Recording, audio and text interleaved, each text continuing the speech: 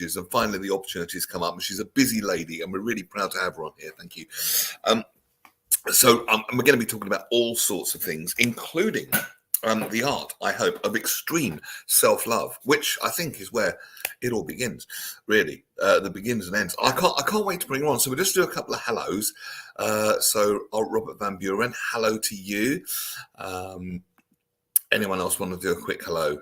Oh, we'll do the hellos as we go along. I just want to get her on. Ladies and gentlemen, Jo Howarth, hello. Hello, how are you? I'm really good, thank you, Jo, and lovely to speak to you. How are you? I'm good, thanks. I am good. It's nice and sunny, and hooray for life. That's what I say. Yes, absolutely. I've known about you for, how long have I known about you? 3 years, 4 years, something like that, I think. Yeah, something like that. A long time now. You're one of those people that it's kind of a modern day thing that I've got a really good, kind of relationship with, business relationship. But I've never met you in person. I want to one day, but go figure. So tell us a little bit about you, and a little bit about your backstory, a little bit about what you do, and then I've got to ask you questions about your latest thing, which I've been seeing on Facebook, and I'm intrigued. Okay, make yourself comfy. So I am Jo Howarth, and I am a mum to 2 beautiful teenage daughters. Yes. To 2 gorgeous cats and 1 very naughty dog called Bear. The enlightened dog. The enlightened dog, yes. Bless him. Not so enlightened, but anyway. So by trade, I'm a therapist. I'm an advanced hypnotherapist and a mindfulness practitioner. They are the official qualifications for what I do. And I run a company called the Happiness Club, which is an app-based support service for mental and emotional health. Brilliant. So we give our members daily, weekly, monthly support and advice in a variety of different ways, because we all take our information in different ways, and some people need daily support, some people need to just dip in when they want to, some people just attend our monthly webinars. So there's lots of different resources on our app to help people proactively and reactively look after their mental health. Yes. So yeah, that's the website. God, you're clever, aren't you? That's the website where you can find out about all the different... I was listening to you and typing that at the same time. Who says men can't multitask? Goodness me, right? It's amazing. So yeah, I mean, I do the work that I do because I come from stress and anxiety. It's where I used to live on a daily basis, and therapy helped me move through it, helped me live with it, come out the other side of it, however you want to word it, of experience. So when my kids were very little and I needed to retrain because I didn't want to go back into full-time employment because I wanted to be with my kids, it was a no-brainer for me that I was going to retrain as a therapist, because it's quite a common journey, isn't it? There's the anxiety or the bad stuff, if you like, whatever that might be, and then there's the I don't want to live this way anymore. And then generally, most people's first stop is a therapist or 2, or a good therapist. But I love what you've done, that you've taken it further. And not only have you retrained, you've got this fantastic body of work out there now. I mean, it really, really is. I think you're underselling yourself a little bit. You're more than, but it's absolutely true that you retrained as a therapist. But the amount of work that you've put out into the world that I've seen over the last few years, it really is quite something. It really is. Oh, thank you for saying that. And then you really go in the distance. I mean, as I'm seeing on Facebook, you're doing retreats now. So yes, I'm running a retreat. So I did run a couple of retreats, sort of weekend retreats before the pandemic, and obviously the pandemic put paid to that side of my business.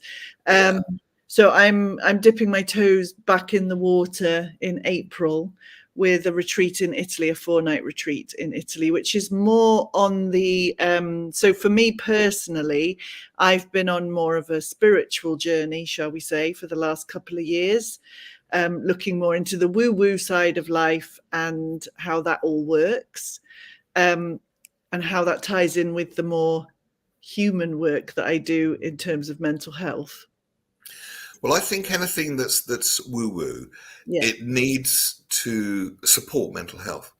Mhm. There's some woo-woo things out there, some religions too, I hate to say, in my opinion, that do not support mental health at all. In Yeah. fact, probably the opposite. Yeah. So anything of that nature, I mean, I'm totally down with it as long as it supports the human mental health. And then, but one would think that would be obvious, but No, and it isn't always. And a lot of people go on the spiritual journey and get carried away with the spirituality side of things, and a lot of people take that and apply rules and regulations to it, and it becomes a religion, and it becomes something that restricts and limits you rather than allowing when you. it should be quite the opposite. Exactly the opposite. Yes. Shouldn't it? It's all about having the movement. It's all about having the flexibility, isn't it? Yeah, it's supposed to free, not Yes. tie up in chains. Exactly. Let's go back a little bit because we've got so much to talk about. Hypnotherapy. Yes. Just give us a layperson's understanding, if you will, of as in we're the lay people, Okay. of how it works. I mean, I understand conscious mind, unconscious mind, get past the critical factor, blah blah blah. But you'll explain it better than me. So basically, as a human being, you have a conscious mind and a subconscious mind, and your subconscious mind is where all your beliefs about life, the universe, and everything are held. You pick most of those beliefs up before you're about 6 or 7. Wow. Your conscious mind is your thinking brain, your conscious brain, obviously. And so sometimes those two things are at odds, because consciously you might want to do or say something, but there's a program or a belief running subconsciously that contradicts that thing that you want to do consciously, which means that you don't do it. So, and that would explain why people can say things like, "It makes no sense to me, but I still feel this way." Yeah, it's statements like that which absolutely underscore what you're saying there, because exactly. we can, logically, for example, and this isn't true of me, but it could be. I see no reason at all why I'm scared of dogs, but I see a dog and I'm terrified. But I'm not, but some people are, and it's like that, isn't it? And it's all because of stuff we picked up when we were. Do you say 7 and below? So yeah, most of it. Does that mean our lives are being run basically by our own inner child? Most of it. Yes, exactly. Which is why if you're at all in tune with the therapy kind of world, the personal development kind of world, you'll know that a lot of people talk about inner child work, but that's why that is so popular and so powerful, because it is that inner 5-year-old that's learnt XYZ. Or I used to, spooky that you should say about dogs, I used to have a phobia of black dogs. Used to be, I would literally quake in fear, cross the road to avoid them if one was coming. Any black dog. Any black dog. I now own a black dog. My dog Bear is black. And because of hypnotherapy, because I went into hypnosis, found the reason in my subconscious mind why the fear was there, released it, changed it, and fear gone. I can now own a black dog, right? So and you can apply this to anything with hypnosis. Literally anything. So I mean that's an absolute nutshell explanation, but that's it in a nutshell. And hypnotherapy, which does get quite a mixed press, shall we say, because people misunderstand, or the misconception of it is quite, or they're frightened of it. Common. People think they're either going to make them dance like a chicken, or they're genuinely scared. If they've been brought up in a religious environment, that some people in those kind of groups are terrified of it. They think it's evil. And it's, well, because they think it's mind control, right? A lot of people think that I am going to go into their mind and tell them what to do and how to be, and that's not it at all. You are always completely in control of whatever happens in a hypnotherapy session. And I mean, part of that misconception comes from the stage hypnotist act, because people think that the people up on stage are being forced to do what, are things against their will. No, they're not. They want to be. Believe that person that dances like a chicken wants to be dancing like a chicken. They're an exhibitionist. It's true. It really is, isn't it? Yeah, totally. So you can't do or say anything in a hypnotherapy session that you don't want to do or say, that you wouldn't ordinarily do or say. I can't make you do anything. Yeah. And hypnosis itself is a completely natural state of mind to be in. So we all spend about 80-85% of our day naturally in hypnosis, because all it is a daydream-like state. That's it. Yes, it's such an, in my understanding of it, and at any point, correct me if I'm wrong, by the way, but in my understanding of it, like you say, we go in and out of this state regularly. It's so natural to us, we don't notice it. It's a bit like fish looking for water. We do it so naturally, it's just kind of there. And because it's so normal and natural, we don't even notice it. A perfect example is, in my opinion, if I get in my car, for example, I've got a comedy gig tonight in Colchester, in Essex, all right? And I will get on that M25 and I'll go around and I'll cross the Dartford Tunnel, blah, blah, blah. And then when I get there, I won't remember how I got there. But I will have got there completely safe. I look back, I think, but I don't remember anything about the journey. That's called so-called highway hypnosis, isn't it? Yeah, exactly that. And the reason why, I'm in a kind of a trance, but it's totally safe to drive. I'm completely safe. Like you say, it bears out what you say. I'm in a so-called trance, but I'm safe to drive. I'm completely cognizant of what's going on. I'm aware of everything that's going on around me. I'm in complete control, and yet I don't remember it. Is that a good example? That's a perfect example. And yeah, I mean, I use that example with my clients. We've all had that experience as a driver where you lost 10 minutes of the journey and you have no idea where it went. Your subconscious mind has basically stepped in and taken over for you, because it's this amazingly powerful thing. It learns. And the subconscious operates on automatic, doesn't it? Exactly. This is so. Could you compare and contrast? It sounds like a bloody exam, doesn't it? Compare and contrast the qualities of the conscious mind, which most of us think of as our I, if you like, and the subconscious mind, because they operate in different ways, don't they? They do. So your conscious mind is logical, rational, analytical. It has willpower. It discriminates between things. It's really very much the captain of your ship, your thinking mind. Your subconscious mind is literal. It believes everything you tell it, whether that makes any sense or not. So you can tell it completely contradictory things and it will believe them all. It doesn't have the ability to look at them and realize that they contradict each other, because there is no logic in the subconscious mind. That's all conscious. It just takes instruction and command, right? You say Father Christmas is real, Father Christmas is real, right? You say fairies live at the bottom of the garden, fairies live at the bottom of the garden. Whatever you tell it, it just says, okay, if you say so. Right. It's visual, so it thinks in pictures. It doesn't think in words, it thinks in pictures. And it literally is what we call your storehouse. So everything that you've ever done, said, experienced, witnessed, observed in your life from the second you appeared on this planet till right now, every single thing is stored in your subconscious mind. And it watches all of those things that you learn from that young age, records them all as your programs of behavior. And then when you need the program for that particular situation, as you say, it downloads it automatically and repeats it. So in a situation, so the best example of that is when we say to people, we meet people and we go, hello, how are you? And your automatic response is, oh, I'm fine, thanks.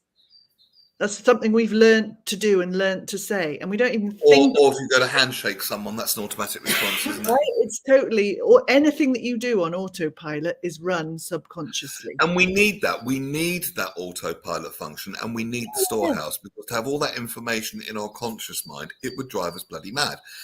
It's, our minds are busy enough as it is, and this is when they're working with conscious and subconscious. I mean, can you even imagine? It would be like trying to beat your own heart and make your own nails grow. It just wouldn't work. No, so we need this automation, but it doesn't serve us, I guess, when we automate programs that are non-serving. So we need it in a sense that if I go up to a door, I don't want to have to remember how to open a door or learn how to open a door every time I approach a door. That would be really inconvenient. That's what we need. But if we generalize, beliefs and ideas that aren't good for us, like, I don't know, I can never be successful or something like that, or I can't make money, or whatever negative belief has got in there. Could be from us, could be from our surroundings, could be from other people. And they're the bits that we don't want generalized and we don't want to be operating, but they're still there. And hypnotherapy deals with them, right? And the hypnotherapy deals with that. And the subconscious mind, you know, a lot of my clients say to me on a regular basis, oh, it's trying to sabotage me. It hates me. It's trying to get me. No, it doesn't hate you. No. It's got a positive intention. It's normally to protect you, isn't it? Yeah, exactly that. It doesn't hate you. It's not trying to get you. It's not trying to sabotage you. It is always, always, always trying to take care of you. Always. It just can only do it according to the beliefs and programs that are stored in it. We call it your blueprint. The beliefs that are stored in that blueprint, it just automatically adheres to them like you would to any kind of rule or regulation, right? Or program. Yeah, so it isn't trying to hurt you, even though sometimes it feels like it and it does hurt you. It isn't trying to. It's trying to take care of you, right? It's trying to be practical. Do you know what sprung into my mind there for some reason? Do you remember The Young Ones? Do you remember that program? Yes. Do you remember Neil, the hippie? I'm just about, my subconscious is like really sabotaging me today, and it is such a bummer. You know, like this guy in constant conflict with him. And I don't know where that came from. That just flashed into. I love that. I do too. Yeah, that's a great metaphor. I'm going to keep that one. But I'm reading Paul McKenna's latest book at the moment called Success for Life, and he's a hypnotherapist as well. Yeah. Coming through the stage hypnotherapy route now, very big in the self-help world. And just to illustrate the point of how things can run us, there was a guy that kept on botching up every time that something came up in his life where he had a chance to be successful at something. He'd botch it up, and it was traced back to his mum. When he was a young boy, again, at that vulnerable age, it's got to be at that vulnerable, impressionable age, isn't it? Where it gets past that conscious, critical mind that can think and gets past without any too many barriers. And he said, I want to be successful. And she said, oh, no, don't be successful. Successful people have heart attacks, which is a dumb-ass thing for her to say. And that was literally running him all these years later, because his subconscious mind believed that if he experienced success, he would drop dead of a heart attack. So it worked with that belief system to protect him. Yeah. And the analogy I like, see if you like this one, it's a bit like, this is a true story. There was a war, and the war was over, but the soldiers were still on the battlefield, ready for the next instruction. And it took someone in authority, like the sergeant or whatever the army rankings are, captain, to go and say, thank you for your service, but the war is over. It's no longer needed. You may disperse. And then I often think of it a bit like that. It's like, maybe that served you. Maybe those beliefs served you when you were growing up, maybe a bit. Don't talk to strangers is not a bad belief when you're 3, not so good when you're 50. You know what I mean? It's that. I guess we could all do with an upgrade of some sort, can't we? Because we must have all picked up some crap along the way, surely. Totally. And it is exactly that. That's exactly what I do with my one-to-one clients, is we go in and we talk to the subconscious, and we essentially say, thank you for this belief that has served this person for so long in this way, but actually it's time for something new. And can we release that belief, and can we replace it with something more positive, more helpful, that will improve the quality of this person's life according to what they wish for themselves now? How many sessions does it take to get a change? And how many beliefs can you deal with at once? Oh goodness, that really is a how long is a piece of string question, because it totally depends on the person and what they've experienced and what comes up during the process. It's a really difficult. I get asked that by prospective clients all the time. How many sessions will I need? I have no idea, because it totally depends what comes up. I suppose that's a bit of an unfair question, isn't it? If someone, well, I can calculate you've got 27,000 limiting beliefs operating. I reckon that should take about three sessions. 2 hours each. We'll clear the lot. Yes. If only. Now, you've got a lot more spiritual and metaphysical. I've been following your work a bit. And you had a lovely Facebook post this morning about your dad, by the way. I saw that. That was really meaningful to me as well, because my parents have both passed away now. And that's just the kind of thing I'd like to say to my daughter, actually, what you put in that post. So I might forward that to her. It's really lovely, by the way. But a lot more kind of, spiritual, metaphysical.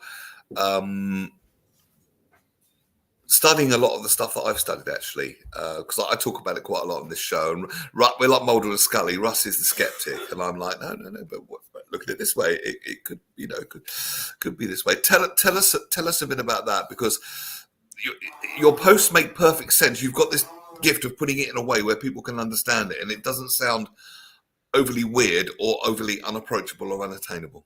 You make it sound very everyday, which is what I like, I think. Thank you. Cool. So yeah, for me, my interest in the metaphysical grew out of my hypnotherapy training, because my hypnotherapy training would purport, if that's the right word, that everything starts in the subconscious mind. So one of the things I'm trained in is something called hypno healing, which works on the basis that everything physical, any kind of physical disease, has a meaning behind it. It is created by the subconscious mind as a means of communication, because the subconscious mind can't, unless you're in hypnotherapy, can't speak directly to you, right? So it will create this physical dis-ease in order to bring your attention to something that needs your attention, that you need to bring your attention to the thoughts that you're operating on, that you've been thinking, feeling, believing, living by, right? Exactly that. Right. Okay. And so that's where my interest in the metaphysical, and that kind of grew then. I started looking into the metaphysical reasons behind certain physical ailments for my clients, right? So now, I've heard this before, that there's a correlation. Even if you get headache, it means something. Yeah, absolutely. And it does. And there's a number of really good books that will give you. The one that I started off with was Louise Hay's. I knew you were going to say Louise Hay. Yeah. Heal Your Body. Because she healed herself of cancer, right? She did. And she puts it down to changing her thoughts, changing her beliefs. That's absolutely what she put it down to. I'm just going to jump in there. What if people go, this is crap? This is just new age mumbo jumbo. But that's I don't think it is, but some people are going to say that. Which is what Russ says to me every time I'm on here when he's. I know, and I cringe every time. I'm like, Russ, please be nice. But yeah, and if that, you don't have to believe it just because I'm saying it. It's totally up to you. If you listen to me talking and you think, what a load of crap, then that's utterly your right, and you have every right to think that. And actually that's your belief system. So if that had been the belief system you were operating on, then anything like this would seem crap. But if you didn't believe that, then it wouldn't. And honestly, I used to think the exact same. I would be like, what a load of bananas, right? But actually, I've seen it happen. I mean, with the hypno healing, it's not my specialism, but I have worked with a number of people with some serious illnesses. And one in particular, I've worked with only met 5 or 6 people with stage 3 or stage 4 cancer. And every time we've gone into the subconscious to find out the reason behind the cancer, these are people that have never met, don't know each other from Adam. The subconscious mind of every single one of those people has given me the same answer. So for me, that's got to say something, right? There's got to be something there. It's not the most profound proof of the mind being so powerful for me came from watching a self-confessed fake. Right. A self-confessed brilliant fake, Darren Brown. Okay, yeah. Have you ever seen his, I think it's on Netflix, Miracle? I haven't, no. It's amazing. I'm going to watch it. Okay. Do. He pretends, and the whole audience is in on it. He says, I'm fake. I'm completely fake, and all of this is trickery, NLP, he mentioned, psychology, showmanship, and he pretends to be an evangelical healer, kind of praise the Lord, that kind of thing. And people start to heal, and there's profound changes in their bodies. Someone's chronic pain of 10 years or whatever has gone, and he's admitted that he's a fake. Right. And it's still there. He's still influencing. He's a master at influence, but I'm not doing it justice. Watch it. I will watch it, definitely. The second half, Darren Brown, Miracle. Okay. Absolutely brilliant, because if he's a fake and he can do that, then that means we can all do that. Oh, we all can. We are unbelievably powerful. And Yes, I agree. we don't understand how powerful we are. We don't appreciate it. We don't acknowledge it. And this is what I mean. So my journey went into the metaphysical, into the reasonings behind for physical ailments to start with, and I kept exploring and kept researching and kept learning and kept working with teachers, and gradually actually came to a much deeper understanding of who we actually are, what this world actually is, what we're here for, and how the whole thing works. And so who are we actually? So actually we are consciousness. We are Right. pure consciousness. We are pure awareness. We are whatever terminology you would use for it. We are the universe, we are God, we are consciousness, we are awareness, whatever word you would use for that. We are soul, we are spirit, we are divine, whatever word would work for you. You apply. So wait a minute, we're not miserable, lowly sinners trying to catch up with some unattainable higher power. We are actually that higher power itself that doesn't quite realize it yet. Yes, we are that Now higher. that's a turnaround, isn't it? Yeah. I bet we weren't taught that at school. Right? No. And that's it. Can you imagine if we were actually taught that at school? Could you imagine if that was taught in school? How many happy people would we have in the world, right? We are that higher power, and we come into this physical realm to play a game of convincing ourselves that we are the exact opposite of what we actually are. We're very good at it. We are very good at it. Because can you imagine? So as that higher power, actually what you experience is love, joy, bliss, abundance permanently. And the point of the universe is to expand, right? The universe is after expanding its experience of itself. And it couldn't do that without a context to do it in. Couldn't do it without some form of contrast. And without a contrast. Right? So you're saying the bad stuff that happens in our lives is contrast, which shows us blocks to our usable power, possibly.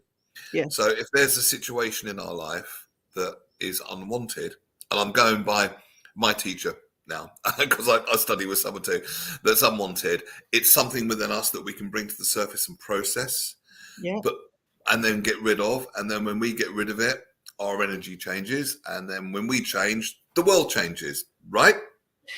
So the bit that I would pick up out of that is the getting rid of it. For me, actually, where I've come to on my journey, my X Factor journey, for me, it's about coming to a place of total acceptance. Okay.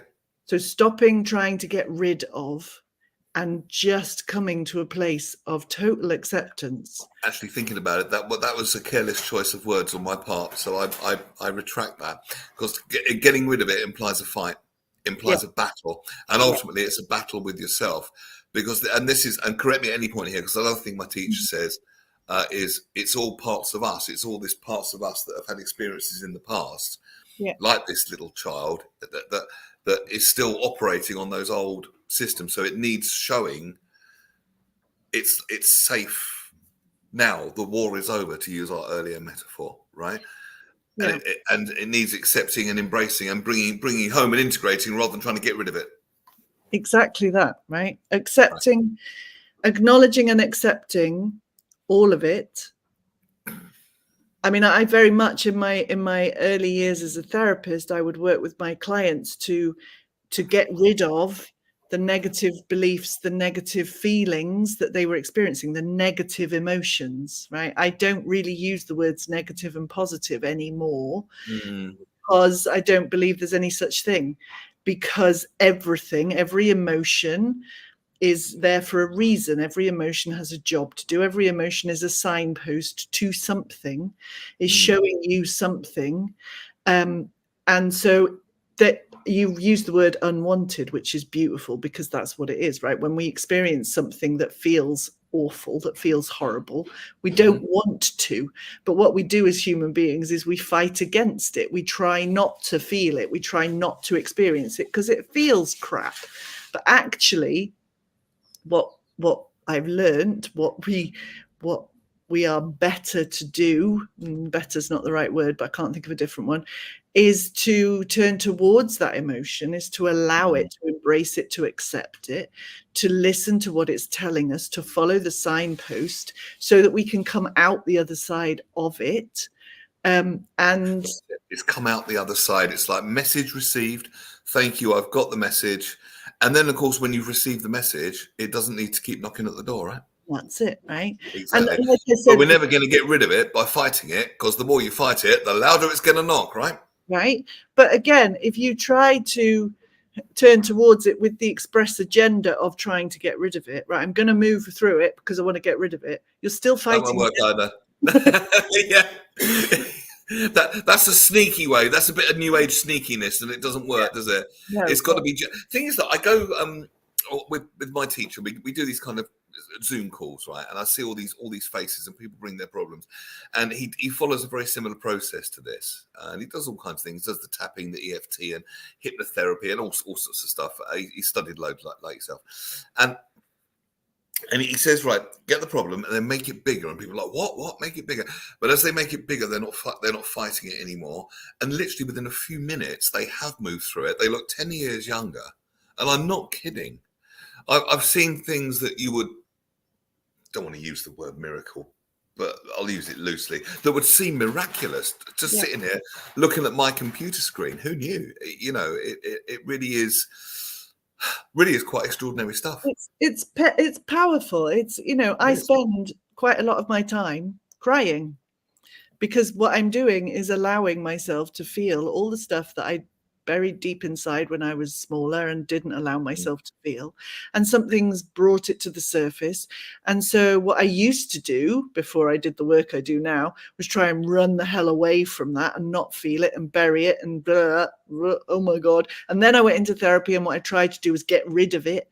And now I sit and allow it, and I allow it to be there. I had the most bizarre day last Friday even. I was going to meet a friend for coffee, and it took me an hour to drive there. And for that entire hour, I was in absolute devastation. Something had come up, and it came up. What it was consciously? I'm not trying to get you to tell me, but did you know what it was, or was it? Yeah, I knew what it was, right. And it came up, and it literally, I mean, it stopped about 2 minutes before I went into the cafe, thank God.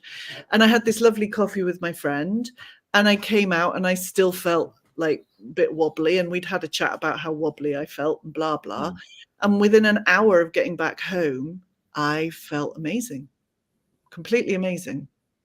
And this is it, because they say the unconscious stores things until it's again, it's all about protecting us.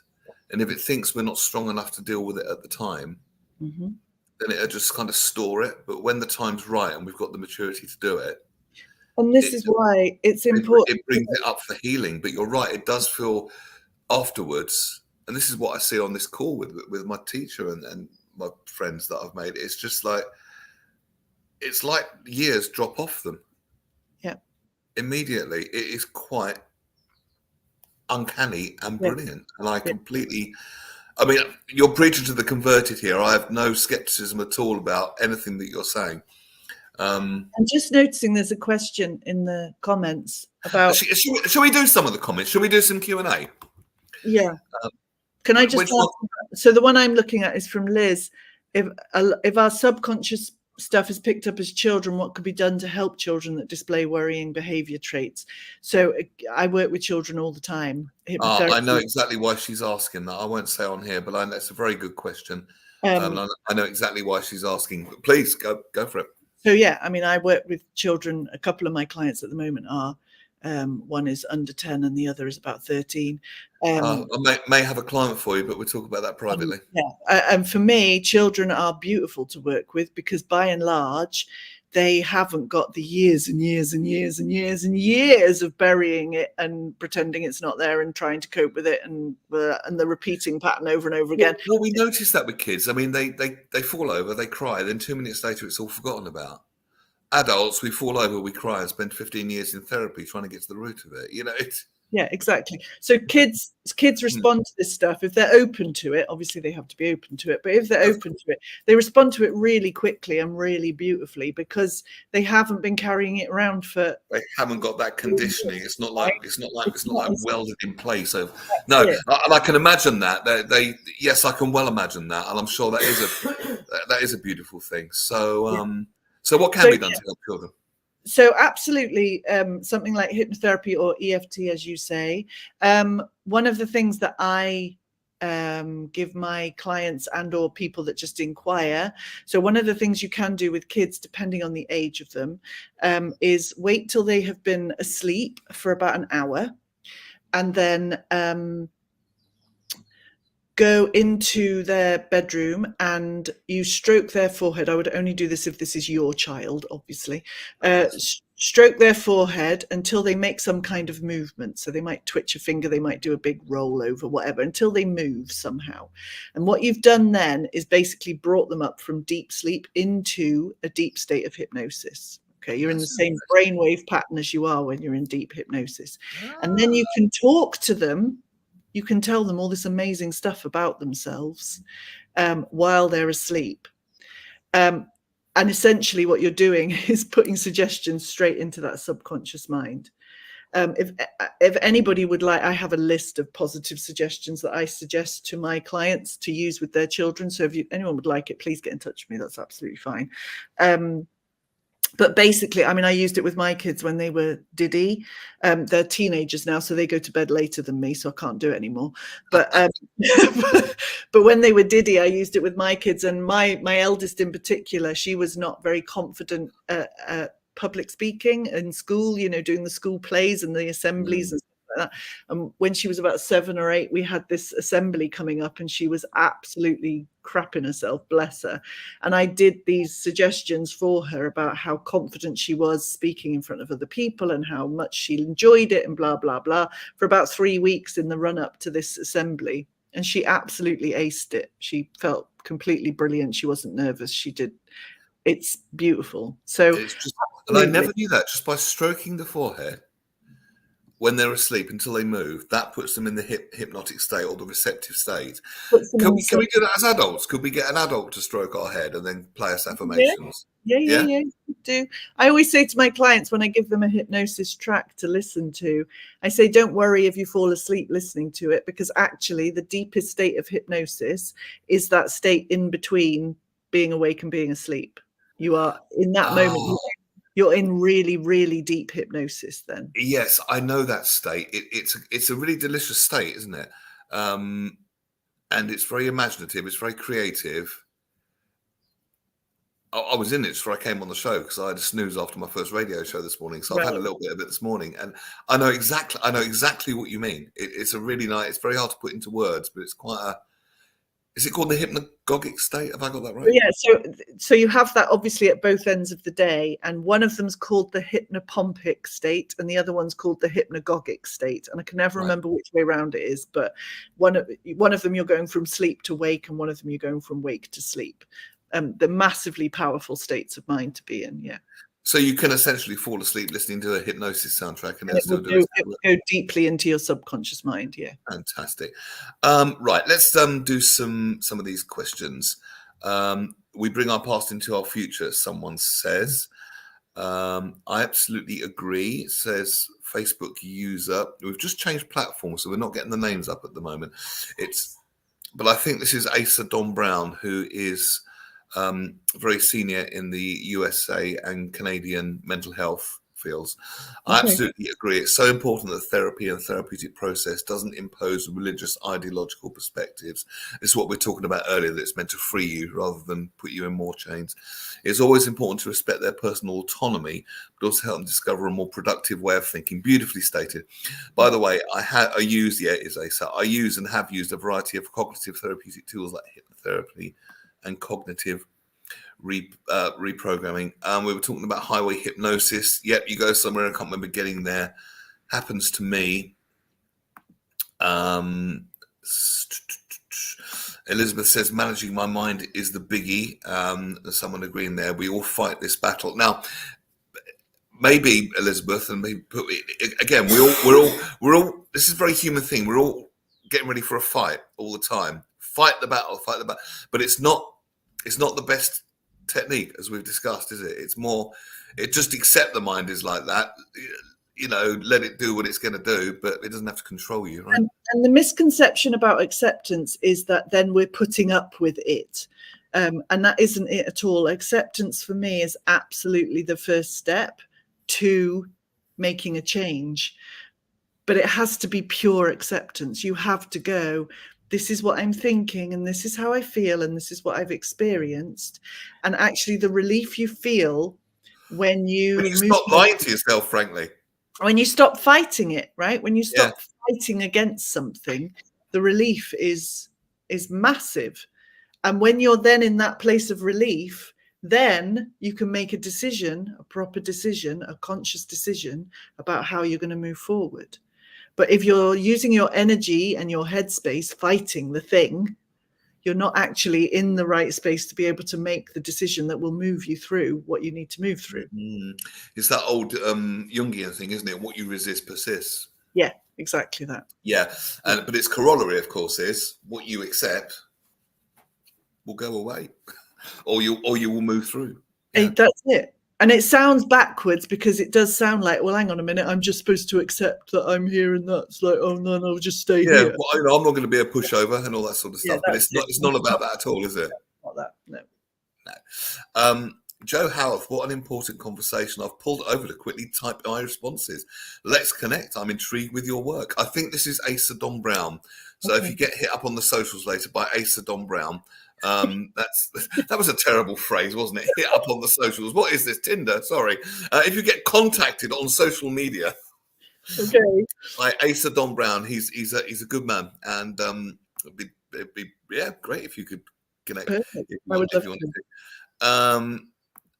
It's like getting rid of getting rid of the belief I was fed as a child that I'm no good at anything. God, it's a fight.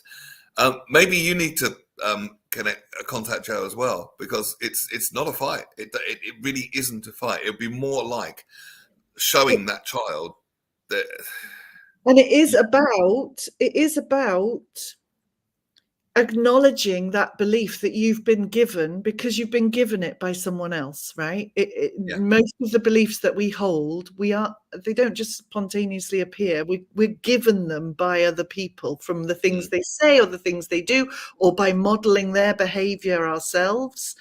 Most of the beliefs we hold aren't ours, but actually it's coming to that place of awareness where you realize that this is the belief, where you say, okay, so my nemesis, if you like, is I'm not good enough. And so I will have periods of my life where that belief will come to the fore. And actually where I used to fight against it, now I will go, oh, hello, my love, it's you again. Hello, what are you doing here? What do you need to tell me? What do I need to know? Why am I thinking I'm not good enough here? Right? And to have that sort of air of curiosity around it, rather than going, wait, no, go away, I don't like you, I don't want you, right? And pushing against it, to just say, this is what I mean by the acceptance piece, right? To say, okay, to realize that thought, that belief, that's not me, it isn't who I am. It's just a belief that I've picked up at some point in my life that I can choose then to buy into or not buy into. But accepting it first gives you that space to make that choice, doesn't it? Yeah, and then it gives you a greater bandwidth, a greater selection of responses that you can choose, I suppose, rather than this limited, come on, let's have a fight, you know. Facebook user says, I talk to my body. There we go. Awesome. Do it. Oh, that's Elizabeth as well. But what do you say? I think it's Elizabeth. It's true of everyone. We speak to our bodies, whether consciously or unconsciously. Yeah, because we could argue that our bodies are the repository of all the thoughts and beliefs that we've always had, right? Yeah. Facebook user, I love this conversation. I told you she was good. I've been looking forward to this one. We're trying to get you on for ages, actually. It's great that you're here. Right, Liz also says there's a number of therapeutic tools. Oh no, this is a reply to Liz, that can help you move beyond these challenging traits. The most important part of this process to acknowledge your need and desires. Then you'll be on the way to a healthier you. How do you help a child do that, though, says Liz. We as adults follow some of the processes suggested here, but children with scary feelings don't know what to do. And mental health services have really long waiting lists. Yeah, and they do. And I'll we've be honest with you, I've never really heard any of this practiced in any mental health service. You wouldn't get this on the high street, would you? No, well, yeah. And this is part of the path that we're all on now, the people that teach the same kind of stuff as me. You know, we at the Happiness Club, we have our own schools program, and the very first thing that we do when we go into schools, and I mean, we work with kids from 4 to 18, and the very first conversation we have with them is about emotions, and we talk to them about the fact that, you know, we're very open about, you know, we experience anger and frustration and anxiety and worry, and you can see kids' faces sometimes, because the younger they are, particularly, the more you can see them going, I'm sorry, like, you're a grown-up and you feel this way. I thought grown-ups had it all sussed, because that's what you think. Which is what everyone thinks of the kid. Yeah. So for us to stand in front of a room of kids and say, oh, this is what I do when I feel angry, and this is how I feel, this is how feeling angry makes me feel inside my body, how does it make you feel inside yours? And then you can see them going, oh, okay, so you're a grown-up, and you're going, oh yeah, I'm not perfect. Because I always tell the story when I've got 2 teenage daughters. My eldest daughter was about 7. I was tucking her into bed one night, and she said to me, I had a conversation with my best friend at school today. And I said, oh, right. And she said, yeah, she said to me, my mummy's perfect. My mummy knows everything. And, you know, she's really good, and she knows absolutely everything. And my daughter said, and I turned to her and went, oh, my mummy's still learning. My mummy's still learning how to be a person like I am. And I just was so proud of my daughter. She was about 7. And I said to her, oh, that's beautiful, mate. Little Buddha. Hashtag little Buddha. Exactly. Because I was like, I am. And I've always been really open with my kids that I'm not perfect. I don't think there is a perfect being on this planet. And at the same time, I'm completely perfect. But yes. Because contradiction is everything, right? But I'm still learning. I'm still learning how to be, and who to be and how to be. And my daughters could see that, and I've always been really open with them. And actually, when we're small children, we assume that the grown-ups around us know, they've got it sussed, they understand it all, they know everything. Then we grow up to be adults and we realize that they didn't know everything. But by then, it's a bit late, and then we kind of know what they know, which we thought was everything, but it turns out to be nothing. And the whole circle goes around, right? Yeah, right. Yeah, in the whole circle of life. But these tools offer ways to break those patterns. Yes. Exactly. I don't know who this is. I tell my bladder to behave. I shouted it. Thank you for that. I bet that's Graham Pack, or is that Elizabeth? Try talking to it with love instead of shouting at it. Well, exactly. Yeah, embrace your inner bladder. That's what you should do. Neil, it was my post. Oh, somebody is asking for a couple of other bits I want to ask you. Remind us how we contact Jo, please. Looks like we're got some customers coming your way. Yes. And that is how you contact Jo, happinessclub.co.uk. I'll leave that up for the rest of the show. So scribble that one down. And it's a fantastic resource. I'm going to big you up, Jo, because you're probably too humble to do it for yourself. But it's a brilliant resource that you've got. It's really just fantastic. So much is there, and there's help available whenever you need it. And it's just really well thought through. And I think it's great. On Facebook the other day, you said you've discovered something that allows you to love yourself all the time. Yes. Now, is this a secret, or can you share with us? Or no, it's not a secret at all. I mean, it's basically what we've already started discussing about the fact that we are consciousness, I am consciousness, and I have created as consciousness. I have created my entire human experience, right? And what that understanding, which I've spent the last year or two coming to a much deeper understanding of what that actually means, what that understanding gives me is the ability to love my human self, regardless of what I'm experiencing, to feel a sense of peace and contentment that underlies everything that I'm experiencing. And to give you some context, I'm going through a divorce at the moment. I run my own business. So life isn't always a bed of roses. I do have some emotional challenges going on quite a lot, and have had for the last couple of years.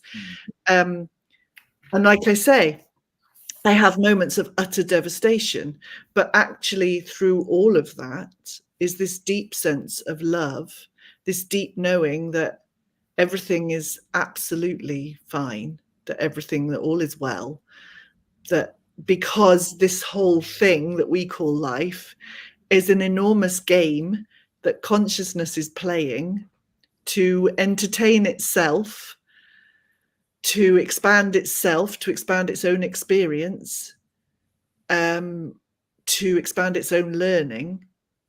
And it's doing that by playing the human game.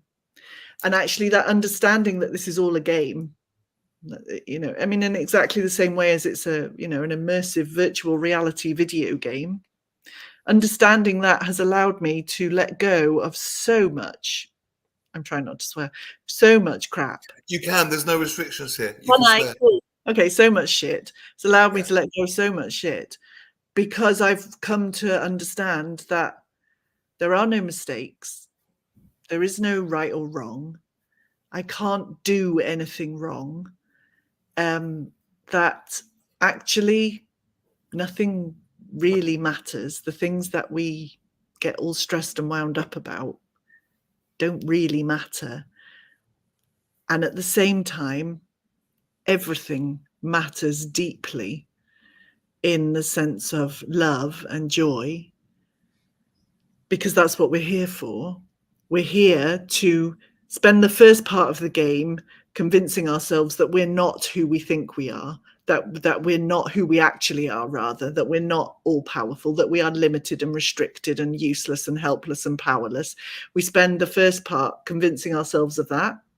And the second half of the game is about following the breadcrumbs to remember who you truly are and to come back to that. People call it an awakening and enlightenment and all of that. But that's all it is to come back to who you truly are, which is love and joy in human form.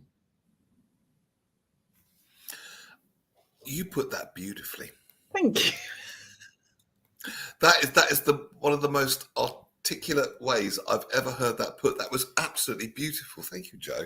Oh, thank you. That was absolutely lovely. Bit of a weird game when you think about it. Let's convince ourselves we're not who we think we are, and then follow breadcrumbs which we don't think are there to remind ourselves of who we always were. Exactly that, right? And it's a game in exactly the same way. For consciousness, this is fun. All of the crap is fun. It's not fun as the human being experiencing it. But the more you understand that it's consciousness that's creating it for fun, the more actually, as the human, you start to go, okay, how am I going to play this? And the less you focus on the bad stuff, the less of it you will experience as well. Of course, there is always that focusing our attention on. That's why they say focus on what you want, not what you don't want, right? Yeah, but also that's the polarity thing, isn't it? There's light and darkness, right? I saw a beautiful TikTok video by a lady called Lucy B this morning, and she was talking, who I'm connected to, and she was talking about the light and the dark. And she was saying, and I totally get this and I totally agree with her, the more you move yourself into the light, the more you heal, and the more you heal all that crap from the past and you move yourself into the light, actually, the darker the darkness gets and the more the darkness can come up, because we are both. We are light and dark, and you can't get rid of the dark. This is where the total acceptance thing comes in, right?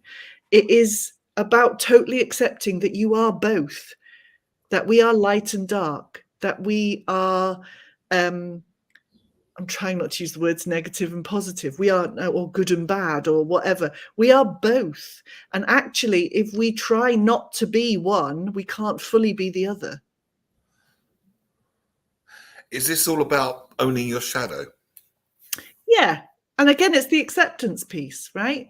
Is that there is that. If we, I've got to say this, some people are going to say, but there are parts of me that I really am ashamed of. And if I embrace those and gave those free rein, heaven knows what might happen. Is it not like that? But this is the thing, right? Acceptance, again, isn't about, I'm trying to think of an example and I can't, but it's the acceptance. You can walk around with this shame inside you, or you can accept that this thing that you thought or did or said is what you thought or did or said, and that you were doing the absolute best that you could at the time that you thought or did or said it, because you 100% were, no doubt whatsoever. Otherwise you wouldn't have thought and done and said it. You'd have done something else. That seems and obvious. So to move yourself into that place of acceptance, to say, okay, well, that's part of me, and that's okay. It's okay for that to be there. Doesn't mean you then continue going through life doing and saying and thinking the thing that made you shameful in the first place. It just means, does that make sense? Yeah, so it's just accepting and acknowledging it. And again, it's that this is something that we learned in NLP. Everyone is doing the best they can with the knowledge and information they have at the time. Because no one's going to say, oh, how can I deliberately fuck things up and make lots of mistakes? See, it's fine to swear. Nobody's going to say that, but we all give ourselves such a hard time. And perhaps after this conversation, people will do that a little less. We're getting our numbers are great today, and we've had some really good feedback. Look, so uplifting. First thing I'm hearing this Wednesday morning. Thank you. I think that's Elizabeth Green from New York. We are truly, truly international. Love myself the way I am and the way I'm not. Exactly. And someone's put down there forgiveness. Yeah, forgiveness is a massive part of acceptance. Huge. Now, let's just do a quick definition of forgiveness, because I like to bust the myth that people think, oh, it makes me a doormat. People can do whatever they want to me, and I'll just, turn the other cheek, which is a bit of a wimp thing to do. It's not that at all, is it? No, forgiveness for me is absolutely nothing to do with the other person and everything to do with you. I've heard it described as enlightened self-interest. Yes, I like that. Yes, it is. Forgiving yourself is massively powerful, Liz. Yes, hugely, for obvious reasons, because all forgiveness is a release. It allows you to accept and release, to move into a place of acceptance and then release whatever the emotions or the thoughts or whatever that were around whatever that happened, whatever that situation was. Yes, and it's forgiving those emotions back, if you like. Exactly. And people think that by forgiving the other person or people that they're letting them off with whatever they did, but actually you're not. You're releasing what you're holding on to inside yourself. That's what forgiveness is. So it's really done. It's done for you. It's not done for the other person. No, it's done for you. So, like Jo says, it's not about condoning what someone does.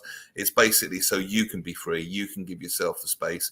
You can clear out those, or move through, shall we say, those emotions, and come back to balance again, and come back to feeling good again, which you're never going to do if you're holding grudges. And I know it's tempting to hold them, and I know people shouldn't do what they do sometimes. I really do, but. And I'm not saying I'm a master of it. Far from it. But that is the logic, isn't it? It's not done for the other person. It is done for you. It's enlightened selfishness is about the best. I like that. Yeah. Definition I ever heard. Jo Howarth, I've wanted to do this hour with you for the longest time. I'm really glad we've had. Please keep doing what you're doing. I think you're an amazing light in the world. I love your body of work, all the stuff that you've put out in the world, and I look forward to what's coming next. Sharing your journey with us is so valuable, because we can find breadcrumbs from each other's breadcrumbs as well. Absolutely. Thank you so much. Happinessclub.co.uk. Go and get yourself a subscription there. It's a great resource, and I think some people from the show may be contacting you today, actually, after this. So if you get some business off the back of this, I'll be absolutely delighted. And please come back on and see us again at some point, Jo. I'd love to. Thank you so much, Neil. Much love. Take care. Take care. Bye-bye. Whoa. She was good, wasn't she? And our numbers were fantastic, so you enjoyed her too. Thank you very much indeed for tuning in on Friday. Russ and Phil and Screen Queen Chantal are going to be here, and I'll see you on Monday with Russ, and next Wednesday by myself again. So you take the very best of care. Enjoy the rest of your day, and thank you so much for tuning in. Good afternoon.